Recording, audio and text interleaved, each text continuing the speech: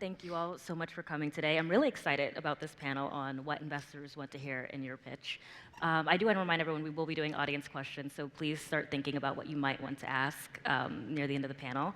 But before we dive in to questions, I will give everyone just a few minutes to further introduce themselves and their work. Awesome. Hi, everyone. I'm Medha Agarwal. I'm a partner at Defy. We do inception through Series A investing, primarily lead, and primarily at the application layer. Hey, I'm Jyoti Bansal. I've two hats. I'm founder and CEO at a company called Harness. And Harness is in the modern software delivery, DevOps, AI for DevOps, etc. I'm a three-time founder. I had a company that I started called AppDynamics. Then I started a company called Traceable and Harness. But I also have a venture fund, Unusual Ventures, that we do early stage seed investing. So I can share my perspectives from both heads, as a founder and as a VC here today. Hi, everyone. It's great to be here. As they announced, I'm Jennifer Neundorfer, and I run a firm called January Ventures. We focus primarily at the pre-seed stage in B2B software for legacy industries. Think supply chain and manufacturing, healthcare, energy transition, retail, and excited to share some insights and take your questions today. Now, I know the topic of this panel is what VCs want to hear in a pitch, but I kind of want to start by asking, what do VCs not like to hear or see when a founder comes to pitch them? Can I have a hot take, maybe? Yeah. I would say that there's, in this era of a lot of AI exuberance, I think I'm really excited about the potential for AI to transform a lot of different industries and workflows, but it feels like the more times a founder says AI in their pitch is usually less their actual AI is under the hood. Because I think a lot of people that are, and you guys should feel free to disagree, but I think the people who are doing things that are really innovative, it's kind of, they'll talk about it and it's built in, but it's not the core of their pitch, right? Because AI enables companies to improve workflows or infrastructure or whatever it is, but it's not the core. It's an enabling technology. It's not the core of what they're doing. So I don't know, hot take, but. I know, I would agree. People who are just throwing buzzwords, without focusing on a problem and what is the problem you're trying to solve and why is your solution so much better than how has it been solved before? That's what really I like to hear. So if someone is just throwing buzzwords and I can't really understand the problem they're trying to solve, and it's like normally if someone can't describe in one or two sentences, this is the problem I'm solving, and this is why my solution is going to be better than what existed in the market. And yes, AI is a big driver and enabler for that, but you have to anchor everything in problem and solution. That's what I like to hear. Yeah, completely agree, and particularly when founders are building in spaces that they don't know, that becomes obvious pretty quickly, and just isn't something that we typically dive into. One other thing that I'll add, and we were talking about this a little bit before, is there's a lot of rounds that have a lot of pace on them right now. The market feels very frenzied and very hot. What I don't like to hear at the beginning of your pitch is just how hot your deal is, how many term sheets you have. That may all be true, but almost to the same point about the more you mention AI, the less there is that's actually under the hood. The more that founders are leading with we have 5 term sheets and we're already oversubscribed, it's great, then why are we even having this conversation? And so, that can come out naturally, but first tell me what you're doing and why you're the person to build it, and then we can see if we're the right investors to dig in. Before we get back to AI, I do want to ask you, Jyoti, something about the fact that you have 2 other companies. And so what are some early mistakes you remember making while you were pitching them to investors? Sure. So, I started 3 companies. So first company I started, I pitched it was a first-time founder. I was an engineer in my 20s, never started a company, never really managed any people before anything. And it was hard to pitch to VCs. So I got 30 rejections before I got my first term sheet. So there's a lot of learning as a founder, what do VCs want to hear? In that, once I got my first term sheet, I knew what do they want to hear, and I got 8 term sheets in 2 weeks. But to me, the learning at that time as a founder, as a first-time founder, was there are only 3 things VCs care about. One is this large enough problem space? If things go successful, most things don't go successful. Only 2 or 3 out of 10 companies will succeed. If they succeed, how big is it? Is it a billion-dollar company? Is it multiple more than that? And you have to make the case that it's a problem worth solving is big enough. Second thing you have to show is why you. there has to be something unique about you. You as in the founding team. It could be like, that you have some set of expertise from before, you have some unique insight, you have some special skills. Like, why would you win? If the problem is interesting, there'll be 20 other companies trying to solve it. So why would you win, and what's your opportunity? The third thing is some kind of validation. And validation could be, traction with customers. Validation could be initial, feedback, revenue, something, but some kind of validation. Like when VCs will tell me, like, oh, this is great, but you are too early. And what does the too early, like, you start peeling the layers. So like, what you're too early mean is like, really, I have no validation to show that everything that I'm talking about is possible or not. So, so I kind of learned the hard way, like, it's really only 3 things matter. Show that you could be a billion-dollar company or more if you are successful. It's not a tiny thing. Your unique strength, and, then, some kind of traction, some kind of validation, something. Now, when I put my, of course, when I started my first company was acquired for $3.7 billion. So when I started my second company, of course, I didn't do pitch any VC. Like, VCs will come and pitch me. So I had a unique advantage at that time. But that's normally not the case. Like, the second-time founder, third-time founder, you have the unique advantage. Most people, were in my shoes as first-time founder when I was. So when I look at from a VC hat, I look at the same things. Like, now, is it a problem worth solving? Is it a big enough problem? Or people just doing buzzwords and something small? But I also look at, like, are the founders ambitious to go for a big problem? Like, do they want a small, quick exit, or are they committed for the long-term ambition of building something? Because it takes time to build something. You hear all the stories of, like, startup successes, but most startups that get successful, it's a 5-year, 10-year, 15-year commitment. So are they ambitious? Are they committed? Are they going to go through that journey? So that's the, that I look at, like, and I look at validation. Can they build it? Do they have some unique insights, unique strength? That's what I look at. And I want to take it back just a bit. Before a company even comes to pitch you, what are some things that what are some things that the founder should assess about themselves and the company to know if it's even a right time to raise? It depends on the round. So I think if we were to take, because this is a panel about early stage, maybe if we were to start with the seed, I think at the seed, it's really about the team and the market. Because Series A, the next round you'll raise, is about product market fit. And so really assessing, kind of to what Jyoti was saying earlier, are we the right team to build this? Do we have a very crisp story around the wedge we're starting with, and why this is a problem we're solving? This is the work that we've done to validate that, whether it's signing up design partners, talking to 100 different practitioners, and iterating through the model, and then being able to explain how this specific wedge we're starting with will earn you the right to expand into the larger market that you're going after and build a multi-billion-dollar company. I think those are some of the things that if you feel like at the seed you've been able to answer for yourself, then it could be the right time to raise.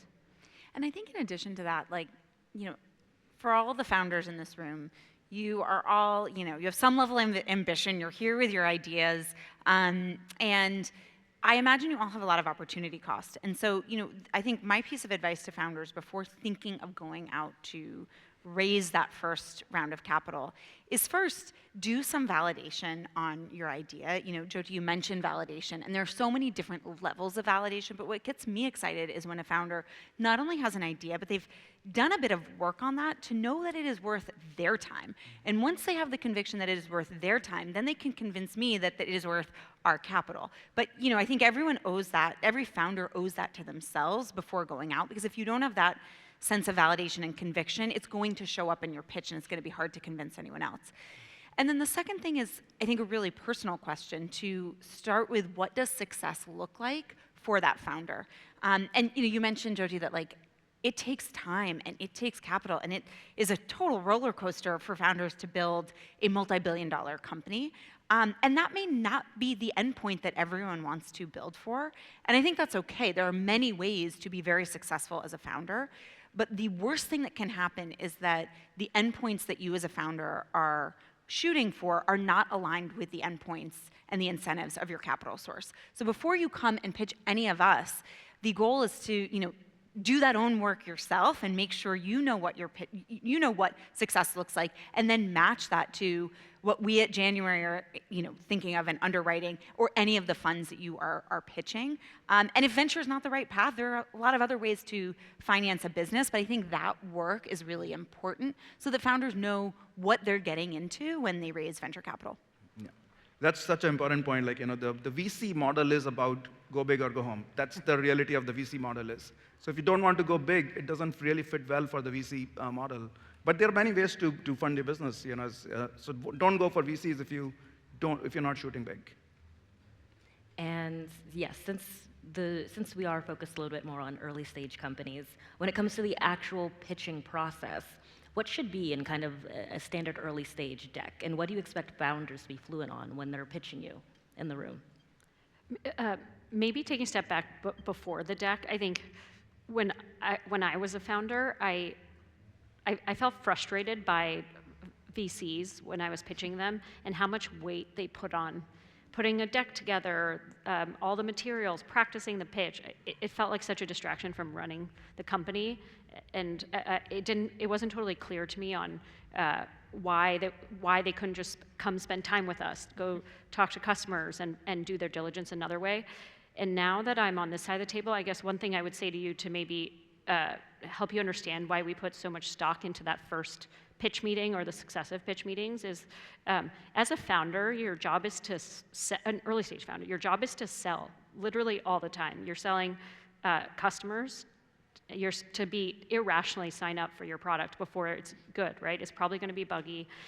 It's probably not going to solve their problem exactly right, but they're investing in you and helping you with revenue and co-building almost your product when you're an early stage company.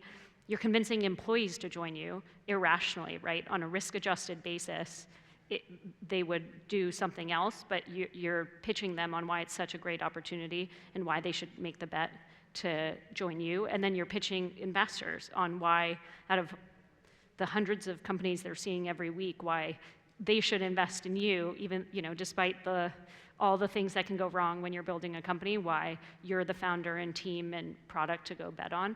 And so maybe, I don't know if that's helpful to you guys, but to give you a little bit of appreciation on why we put so much stock in that pitch is because we're getting in a traditional fundraising process, we have such few opportunities to get to know you.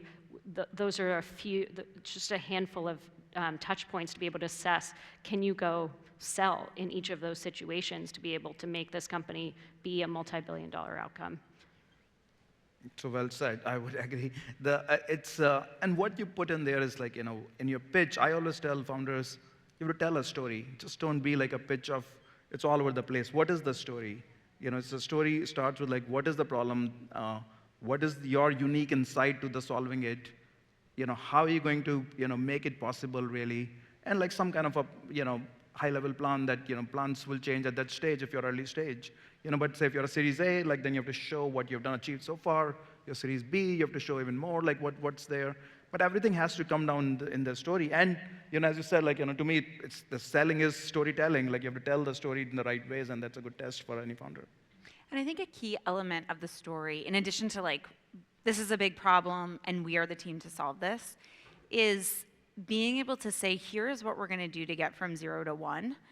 And then, or here's the big vision, right? And then here's what we're going to do to get from 0 to 1. And we'll sometimes see pitches where like, it's all about the big vision, but it's very unclear that the founder knows how to get from 0 to 1. Or it's so focused on 0 to 1 that we lose the big vision and it almost starts to seem small and niche. And so if you can marry both of those and see both the forest and the trees, I think that's a really important part of the story to make sure that you get across in your pitch. And the other thing that I would say is like, there's the pitch deck and there's the blurb and there's like all these different pieces. When it comes time to then having that first meeting,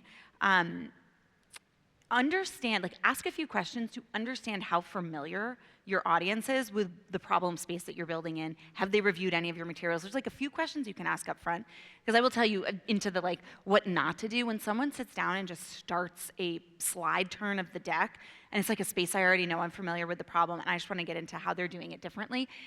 it can be really hard, and it's like even harder if you're doing it on Zoom. So, ask a few questions and then know where in your pitch, where in that story to cut into. Can I agree with you and say, but please ask if the partner wants to use it or the person wants to use a deck. Yeah.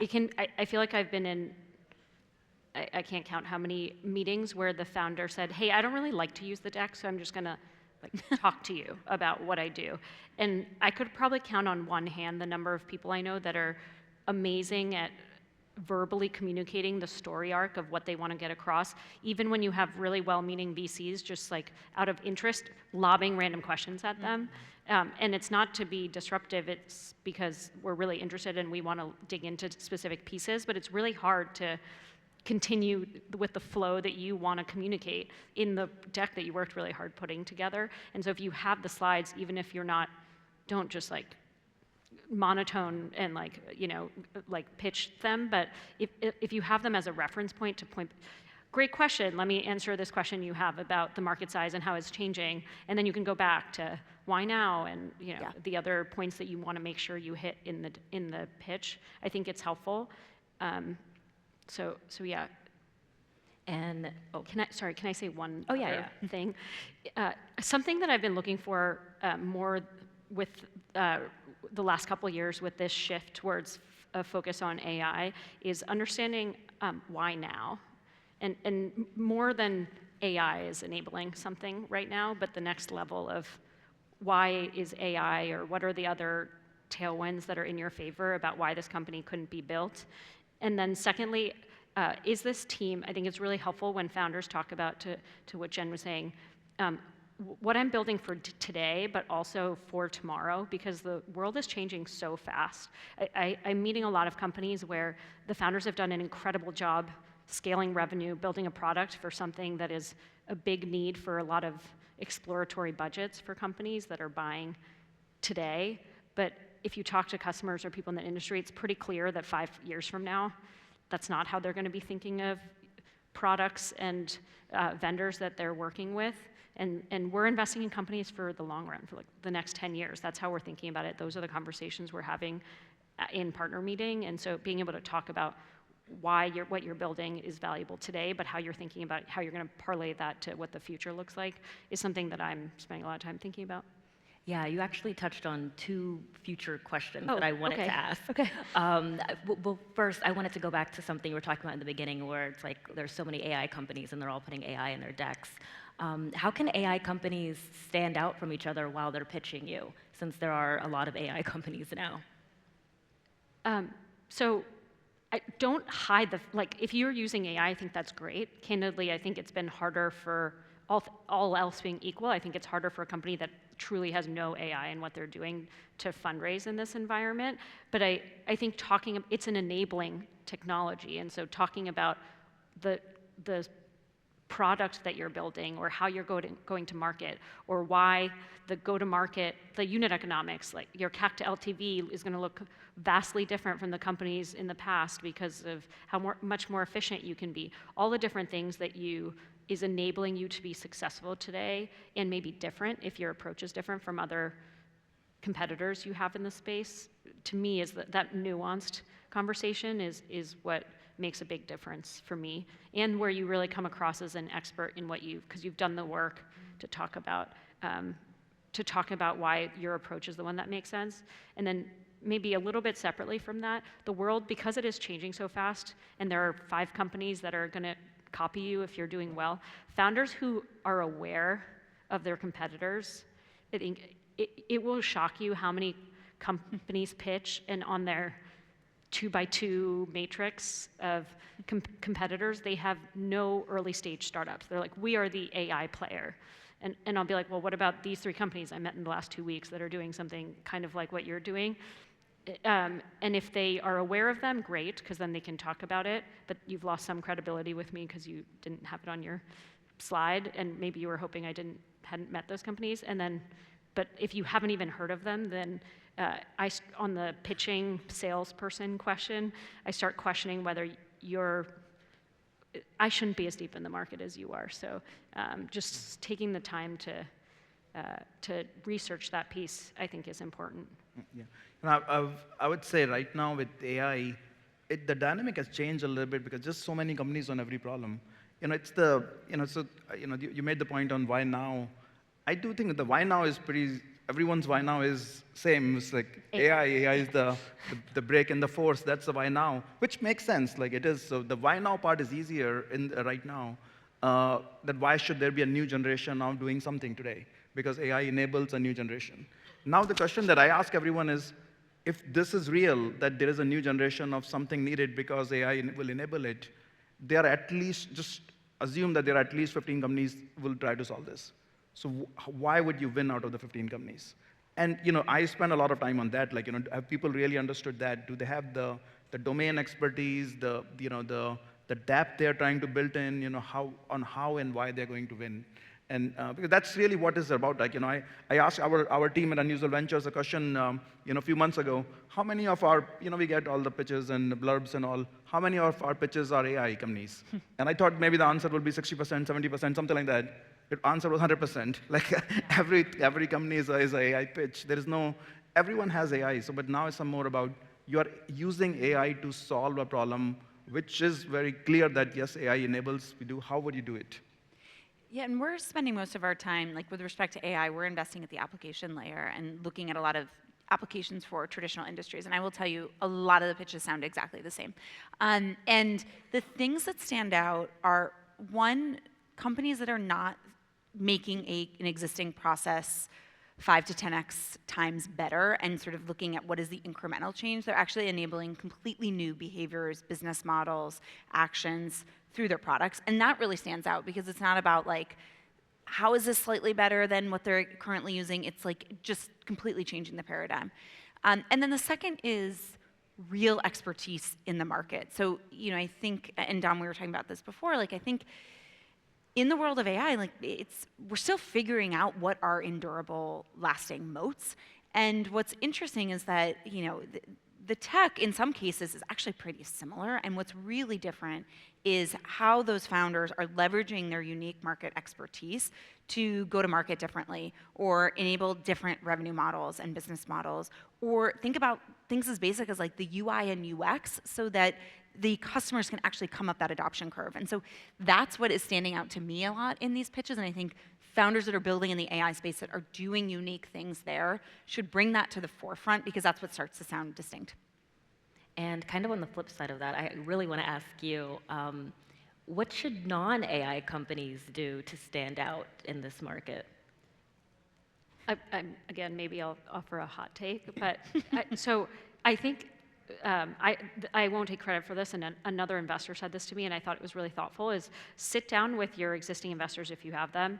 And I think there are investors that will invest. Like, we'll look at the company. I think there are other funds that will. The bar is just a lot higher, candidly. And so I would sit down and think, hey, if I had to raise one more round of capital and was really thoughtful about making it as kind of like reasonable as possible, what is that amount? And can I tell the investors that I'm pitching that this is gonna be my last fundraise, and after this, I'm gonna be profitable and control my own destiny?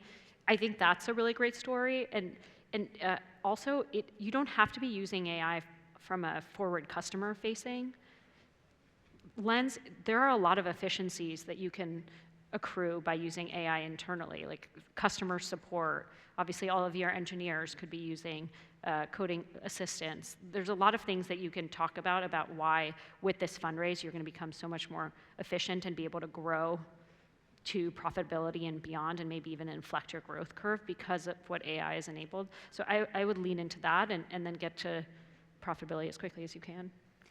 And my hot take here is that actually, like, I love it when I see a pitch that is not just about AI because it actually does feel distinct. And you have to be doing something interesting, but like if you are not an AI product, don't pitch it that way. Talk about how you are an AI native company. Like I think, the analogy I give is like after the cloud launched, like no one would talk about building on-prem unless like they had a very specific reason, right?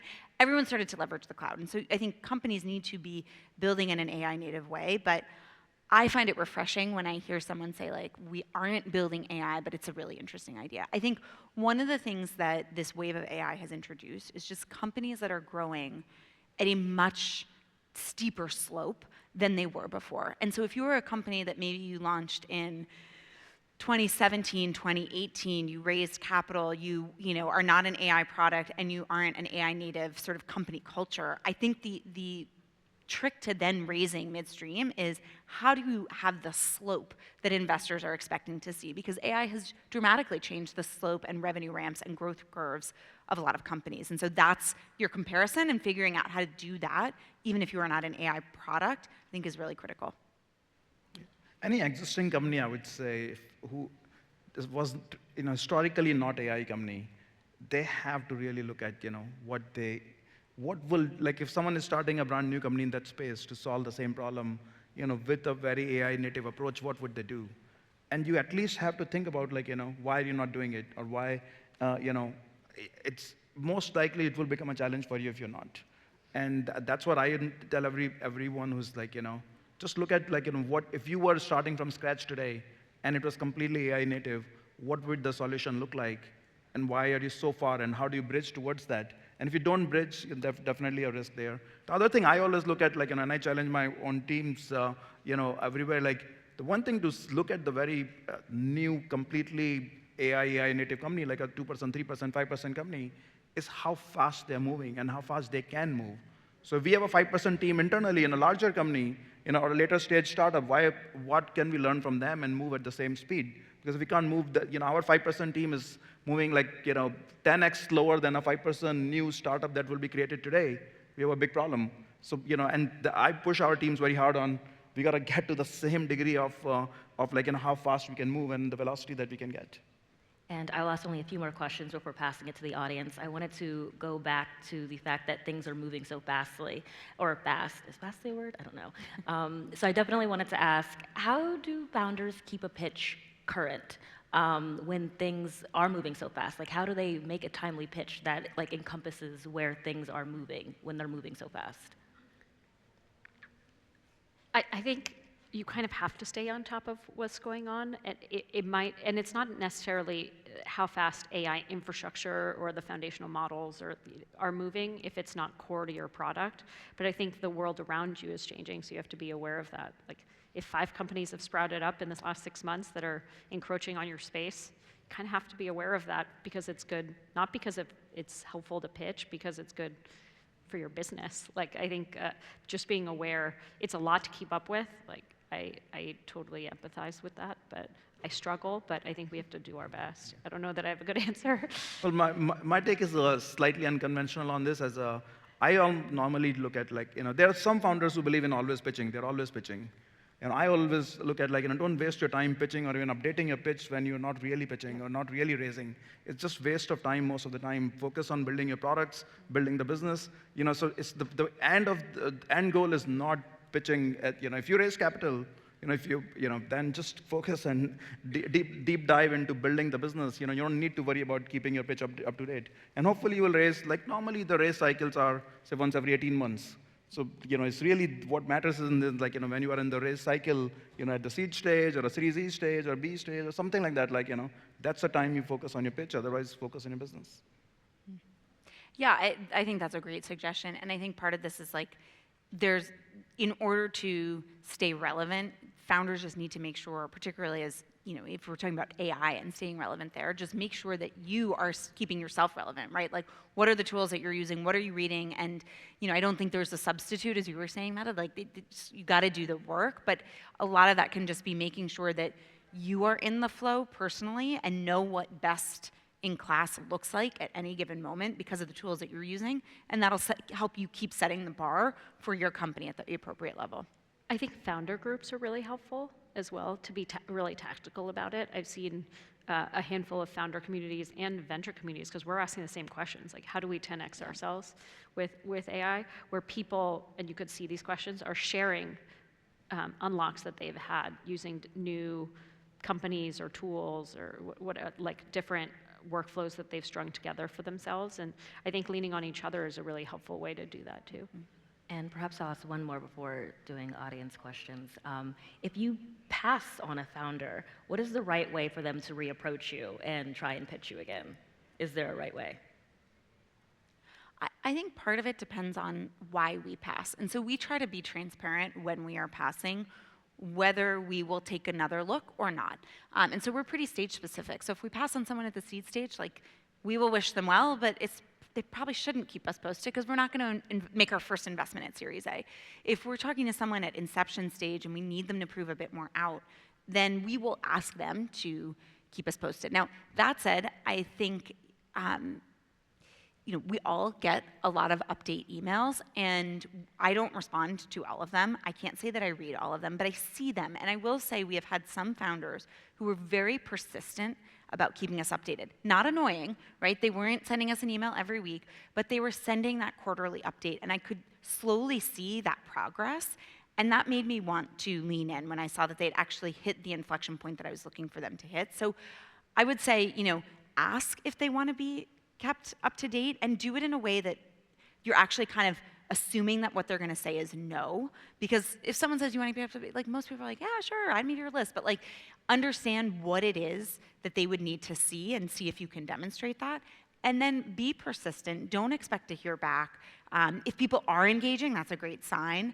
But I'd say set your distribution list, keep people updated, do that consistently, and oftentimes that consistency is what pays off. Yeah, I think sorry. No, go ahead. I was saying, I think if I pass, I do multiple stages. So when I tell founders I'd love to stay updated, if it's a space I'm interested in, and it was just a little too early, I genuinely mean it. I think it's keeping updated over time. I think can be challenging, and why some investors choose not to be very specific in their feedback, is when a founder responds right away with like 4 pages of why everything we said was wrong. I think they could totally be right. Like, I'm wrong all the time. The list of companies that I wish I had not passed on is unreal.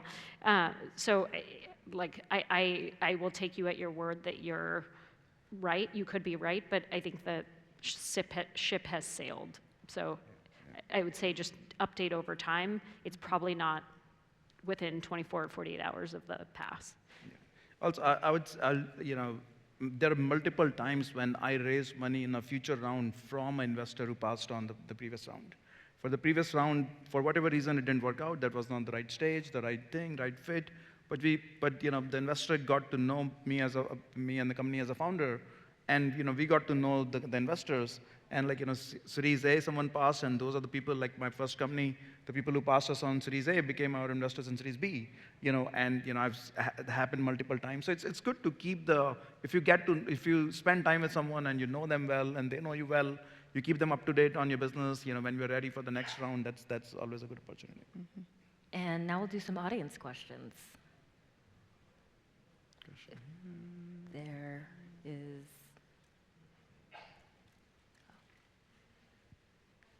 I'm first, okay. I'm just curious, as an early stage founder, from a VC perspective, are you interested learning in the Reg CF space, and is that a hard pass for you, or is it something that needs to be approached if a company is leveraging that as a way to fundraise for their business? Meaning if they've done it in the past, or if it's going to be part of a current fundraise? If it could be part of a current fundraise, or whether you could do a sidecar, et cetera, but if that's kind of in the domain of how they're trying to make it work. So I don't know if everyone would agree with this. I would say my preference would be, I think if it's strategic to the business, because they're trying to build some sort of community around what they're doing, I'm totally open to it. I think for most companies that's not the case, and so would probably prefer in the early days for it to be from a lead and people who can be highly strategic and can invest directly, but it wouldn't be a hard pass. Yeah, I agree. I think if there's a clear strategic benefit, it's something I'm open to discussing, as long as it doesn't become a distraction. Sometimes I have seen those just be huge lifts from the team in a way that takes them away from executing, which would give me concern. But I think it's a really case-by-case specific basis, more relevant, I think, on the consumer side, which we do less of. But I think there can be some interesting applications on the consumer side. Only when we see a unique distribution advantage. But the main thing with strategic that I always advise a founder to be careful about is is it also because you're relying on them too much on that they're going to sell your product? And is that going to be real? Because most of the times, a larger strategic company will pitch you that, but that doesn't come to reality, many times, because when like say someone in the corp dev or wants to, hey, we're going to help you with this distribution here and there, but now when they go to their sales org inside that large company, nothing may happen. And if you rely too much on them, it may become a problem for your business.